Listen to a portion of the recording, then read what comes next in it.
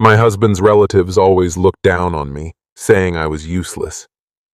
But everything changed at my father-in-law's birthday celebration. His business partner suddenly stopped when he saw me, stared for a moment, and said in surprise, "Wait a second, are you that person?" The room fell completely silent. Everyone froze, and my mother-in-law was left speechless. Before we continue, don't forget to write in the comments which country you're from and how old you are. Enjoy listening. In the glittering chaos of Moscow, where ambition and tradition collided under a skyline of golden domes and steel towers, I, Anastasia Petrova, lived a life shrouded in judgment. My husband, Dmitry Volkov, was the eldest son of the formidable Volkov family, whose name carried the weight of power and privilege. Volkov Enterprises, their vast empire spanning steel, shipping, and real estate, was a cornerstone of Russia's elite circles. To the outside world, I was the fortunate one, a girl from the provincial town of Yaroslavl who had somehow married into wealth and prestige.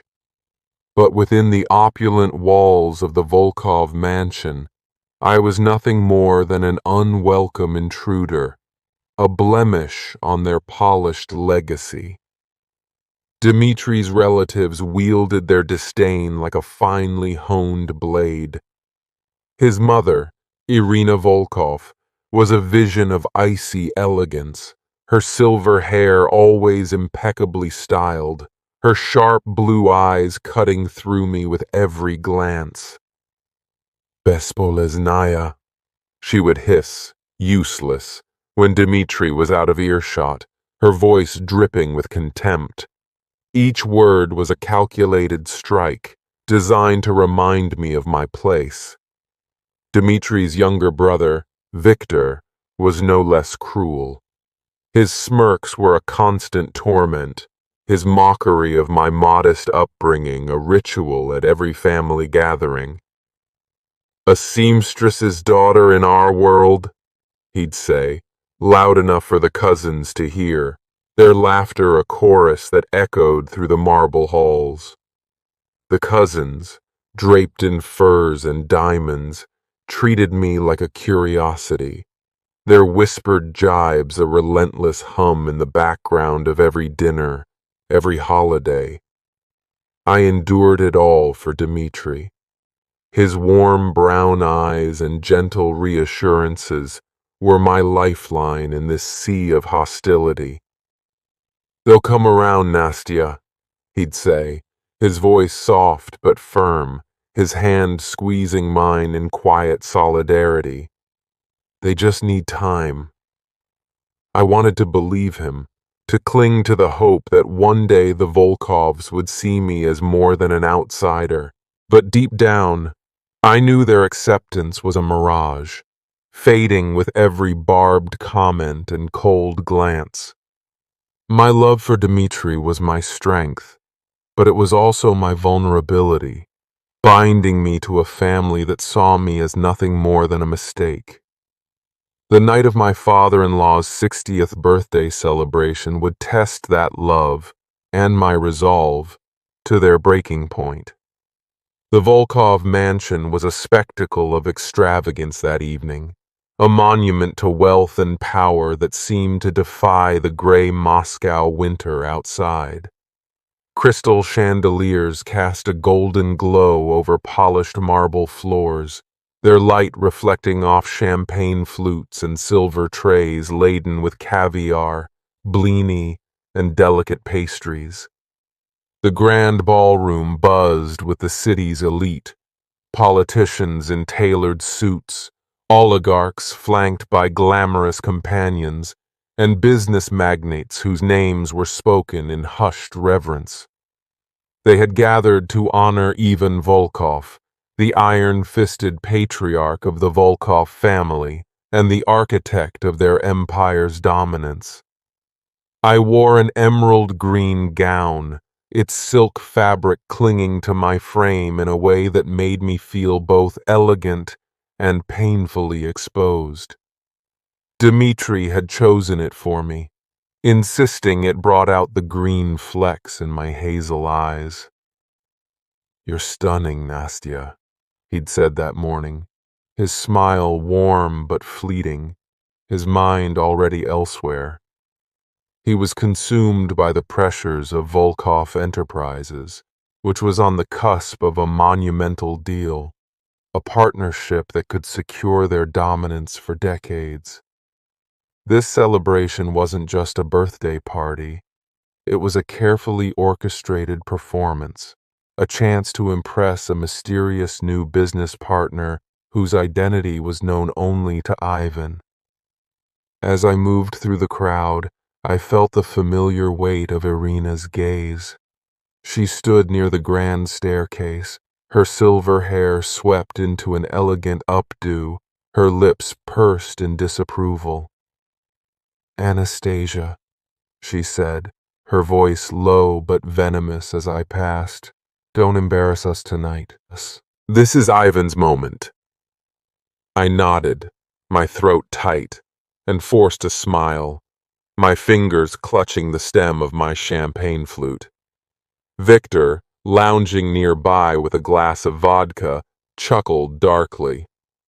"Try not to trip over your own feet, Sestra," he said, the word sister laced with mockery.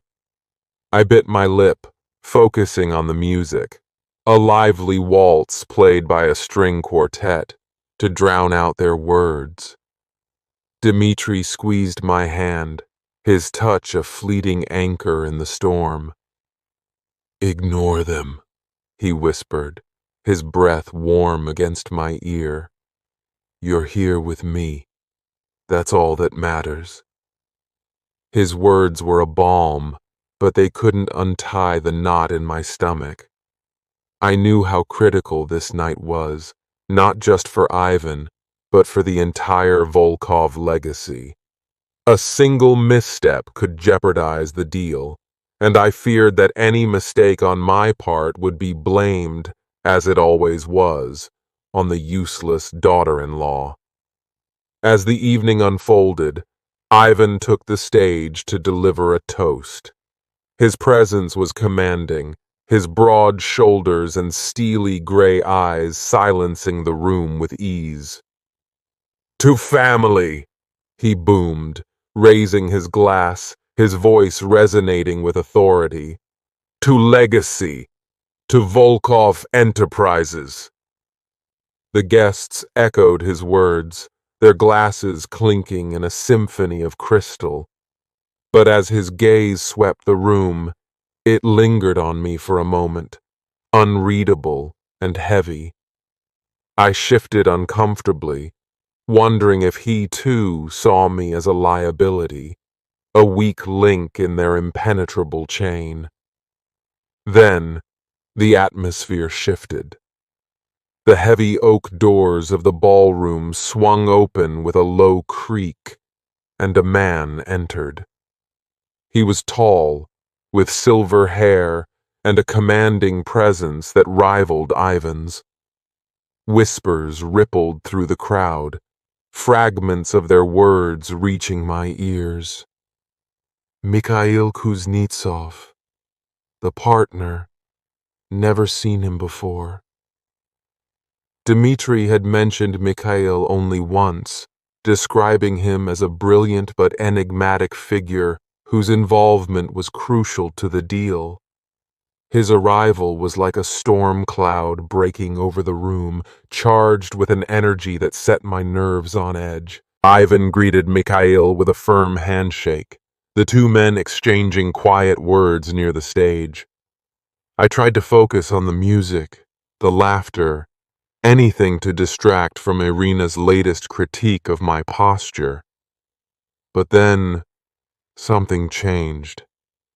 Mikhail's eyes found me across the room. He stopped mid-sentence, his conversation with Ivan forgotten. His gaze locked onto mine, piercing through the sea of faces between us. The room seemed to blur, the chatter fading into a distant hum, as if the world had narrowed to just the two of us. Mikhail's expression shifted. Curiosity gave way to recognition, then to something deeper, something that looked like shock. He took a step forward, his glass of vodka trembling slightly in his hand, the liquid catching the chandelier's light. "Wait a second," he said, his voice cutting through the noise like a blade. "Are you that person?" The room fell silent. Every head turned toward me, their eyes boring into me like spotlights. Irina's glass froze halfway to her lips, her face paling, her eyes wide with something I couldn't name: anger, fear, or perhaps both. Victor's smirk vanished, replaced by a wary frown, his usual arrogance faltering. Dimitri's hand tightened around mine, his confusion palpable, his fingers digging into my palm. Even Ivan, usually unflappable, looked unsettled, his brow furrowing as he glanced between Mikhail and me. My heart pounded in my chest, so loud I was sure everyone could hear it. I'm sorry. Do I know you?" I stammered, my voice barely a whisper, trembling with uncertainty. I had no idea who this man was. My life was simple, unremarkable. A childhood in Yaroslavl, a mother who stitched dresses for a living, a father who vanished when I was 5. There was nothing in my past that could explain the weight of Mikhail's stare, the intensity that seemed to peel back the layers of my existence. Mikhail didn't answer immediately. He stepped closer, his eyes searching my face as if trying to unravel a long-forgotten puzzle. "Anastasia," he said slowly, testing the name like it held a secret, his voice low but resonant. "Anastasia Petrova." The way he said my name sent a chill down my spine. It wasn't a question. It was a confirmation, a declaration that carried a weight I couldn't comprehend. I had never met this man, never heard his name until tonight. Yet the intensity in his gaze suggested he knew something about me that I didn't, something that could change everything. "What is this about, Mikhail?" Ivan demanded, his voice sharp and commanding, cutting through the silence. The crowd leaned in, their curiosity palpable, their whispers a low hum in the background. Irina's lips tightened into a thin line, her knuckles white around her pearls. I could almost hear her thoughts. What has this useless girl done now? Mikhail didn't look at Ivan. His focus remained on me, unwavering, his eyes searching mine with an urgency that made my stomach churn. "You don't know, do you?" he said softly, almost to himself, his voice tinged with a mix of pity and awe. "You have no idea who you are." The words hung in the air, heavy and incomprehensible, like a riddle I was never meant to solve. Dmitri stepped in front of me, his posture protective but his voice uncertain, cracking under the weight of the moment. "Mikhail, explain yourself," he said, his tone low but firm, his hand still gripping mine. "What are you talking about?" Mikhail finally tore his gaze from me and addressed the room, his voice steady but charged with meaning, each word carefully chosen. "This woman," he said, pointing at me, his finger steady despite the tremor in his hand, "is not who you think she is." Gasps rippled through the crowd, a wave of shock that seemed to shake the very chandeliers above.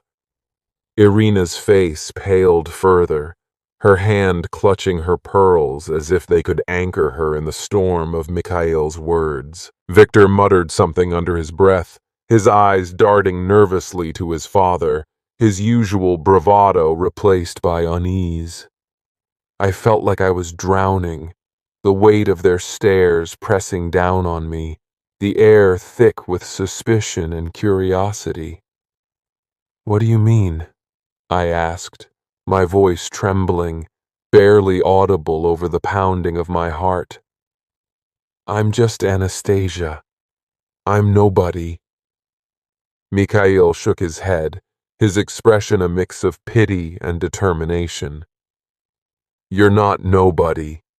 You're the daughter of Elena Petrova and Alexei Romanov." The name hit me like a thunderbolt, a jolt that sent my memories reeling. Alexei Romanov, my father, a man I barely remembered, a ghost from my childhood who had vanished when I was 5, leaving my mother and me to fend for ourselves in Yaroslavl. My mother rarely spoke of him, and when she did, it was with a bitterness that cut deeper than her words. "He was a dreamer," she'd say, her voice tight, her eyes distant. "A nobody who thought he was somebody." But the way Mikhail said his name suggested otherwise. There was weight to it, a gravity that made my stomach churn, my hands tremble. "Alexei Romanov was no ordinary man," Mikhail continued, his voice steady but heavy with meaning, each word landing like a stone in the silent room. "He was my partner, my friend, and the heir to a fortune that disappeared 25 years ago." The room erupted in murmurs, a tide of whispers that threatened to drown me. Ivan's face darkened, his hands clenching into fists, his jaw tight with barely concealed fury. "Mikhail, this is absurd," he snapped, his voice booming over the crowd. "Anastasia is just a seamstress's daughter. She married into our family, nothing more." Mikhail's eyes flashed with something dangerous, a glint of defiance that sent a shiver through me. "Is that what you believe, Ivan?" he said, his voice low but cutting. "Or is that what you've made everyone believe?" The accusation hung in the air, sharp and electric, a spark threatening to ignite a fire. I felt Dmitri's hand slip from mine, his confusion mirroring my own, his warmth replaced by a cold uncertainty. "What are you saying?" I whispered, my voice barely audible, my mind racing to make sense of the impossible. "My father was nobody. He left us." Mikhail's expression softened, but only slightly, his eyes still locked on mine. "Your father didn't leave you, Anastasia. He was forced to disappear. And your mother, she knew more than she ever told you." My knees buckled, and Dmitri caught me before I could fall, his arms strong but his face etched with doubt. The room spun, the faces of the Volkovs and their guests blurring into a haze of suspicion and curiosity. Irina stepped forward, her voice icy, her composure barely holding. "This is nonsense, Mikhail. You're ruining my husband's celebration with these ridiculous claims." But Mikhail wasn't deterred. He turned to me, his voice low but urgent, his words meant for me alone. "Anastasia, your father was part of a deal that went wrong. He and I were working on something big, something that threatened powerful people. When he vanished, I thought he was dead. But then I saw you tonight, and I knew. You have his eyes. I shook my head, tears stinging my eyes, my voice breaking. This doesn't make sense. I'm not anyone important. Mikhail's gaze softened, but his words were unrelenting, each one a hammer striking at the foundation of my reality. You're more important than you know. Your father hid something before he disappeared, a key to a fortune, a legacy that could change everything, and I think you're the only one who can find it. Ivan's voice boomed, cutting through the tension like a thunderclap. Enough! This is my home, my celebration. I won't have it disrupted by fairy tales. He turned to Mikhail, his eyes blazing with fury. You will leave, now. But Mikhail didn't budge. He stood his ground, his voice calm but unyielding. You can't hide the truth forever, Ivan. You know what happened to Alexei, and you know why. The accusation was a spark in a powder keg, igniting a wave of tension that rippled through the room. Ivan's face twitched, and for the first time, I saw something in him I'd never seen before. Guilt. Irina's composure cracked, her hands trembling as she clutched her pearls, her eyes darting to her husband.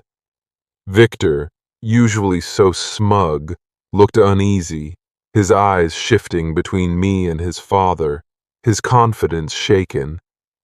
Dmitri turned to me, his voice strained, his eyes searching mine for answers I didn't have. Nastya, is this true? Did you know about any of this?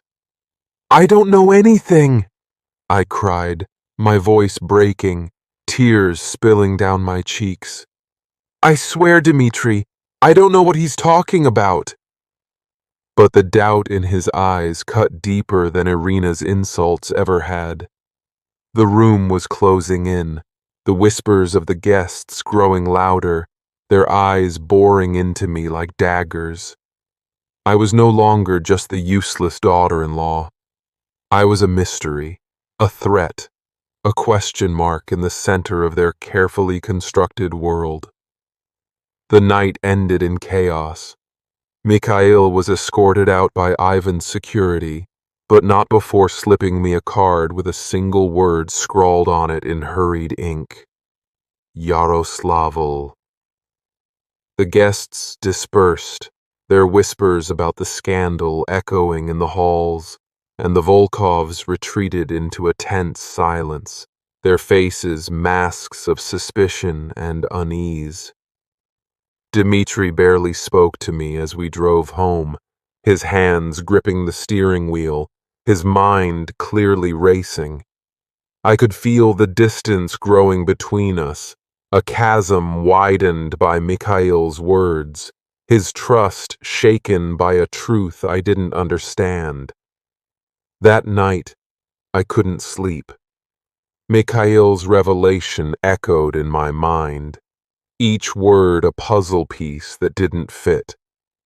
My father, a man I barely remembered, was tied to a fortune, a secret, a betrayal.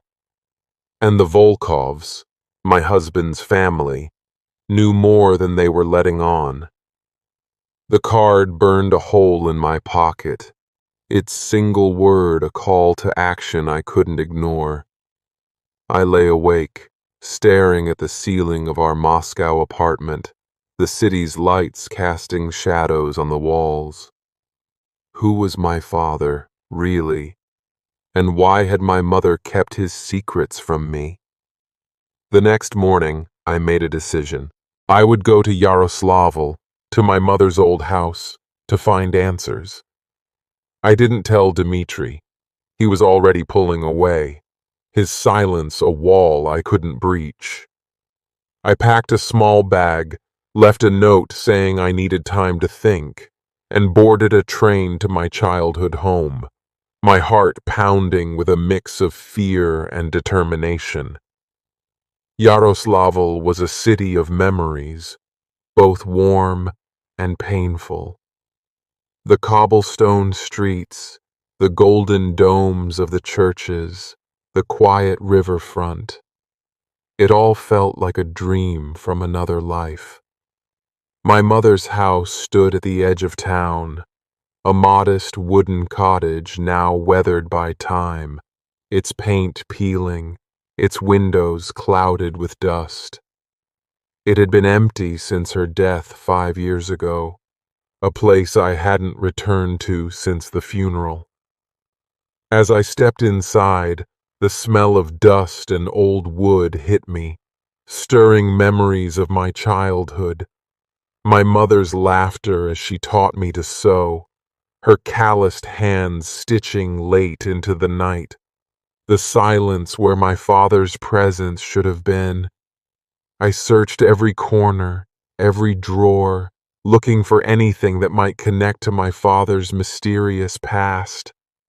Hours passed, and I found nothing but old photographs, faded letters, and trinkets from a life long gone. Despair began to creep in, a heavy weight settling in my chest. Had I come all this way for nothing? But then, in the attic, beneath a loose floorboard, I found it. A small locked box with my initials carved into the lid, the wood worn but sturdy. My hands trembled as I pried it open, revealing a single letter written in a hurried, familiar scrawl. Anastasia, it began. If you're reading this, it means you've learned the truth.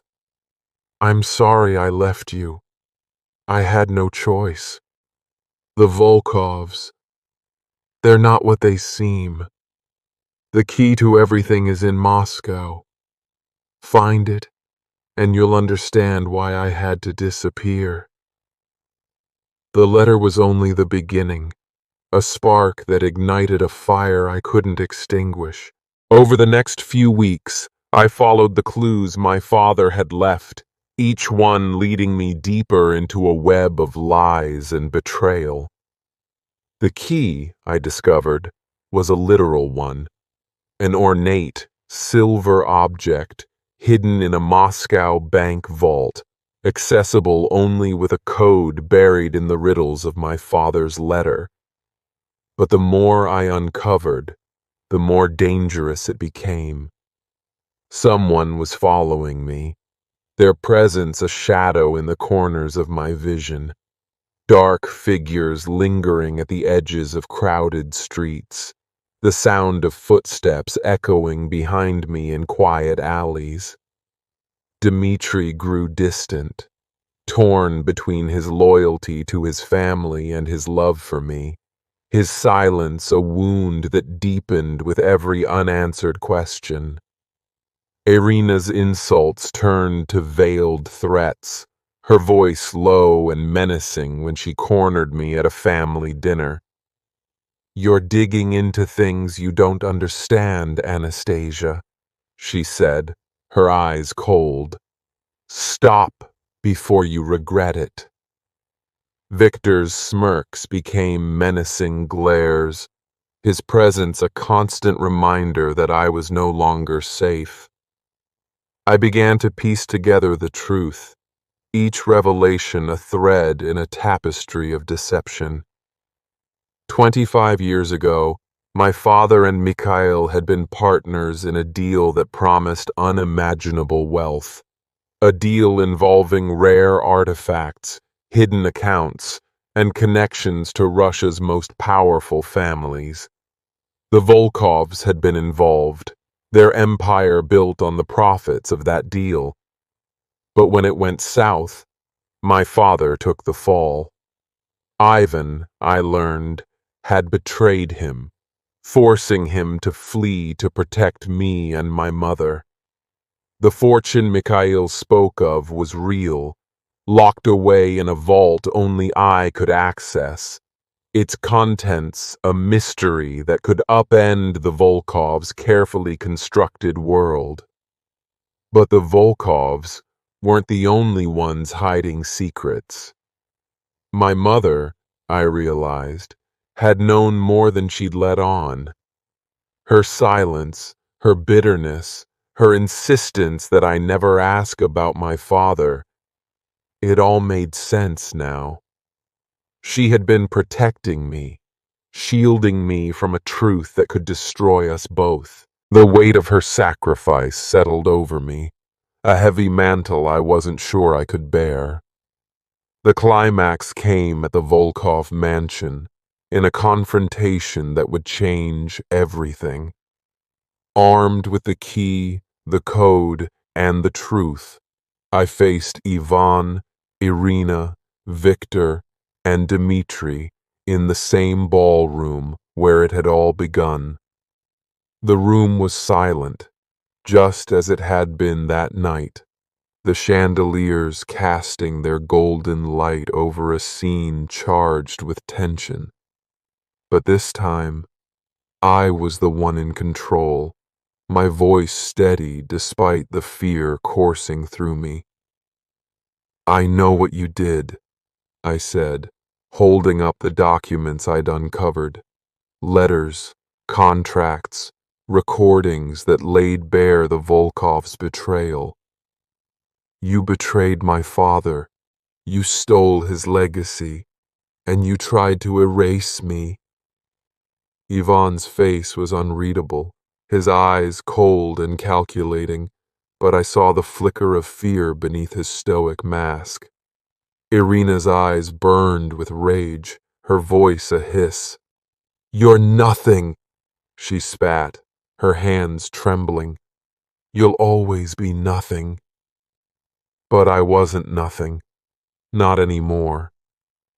With the evidence in my hands, I exposed the Volkov's secrets to the world.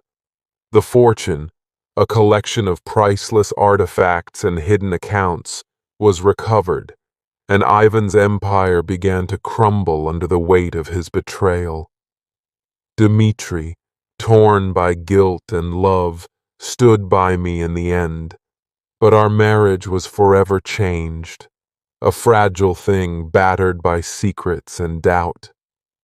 The room, once filled with the elite of Moscow, now stood empty, the Volkov's legacy tarnished by the truth.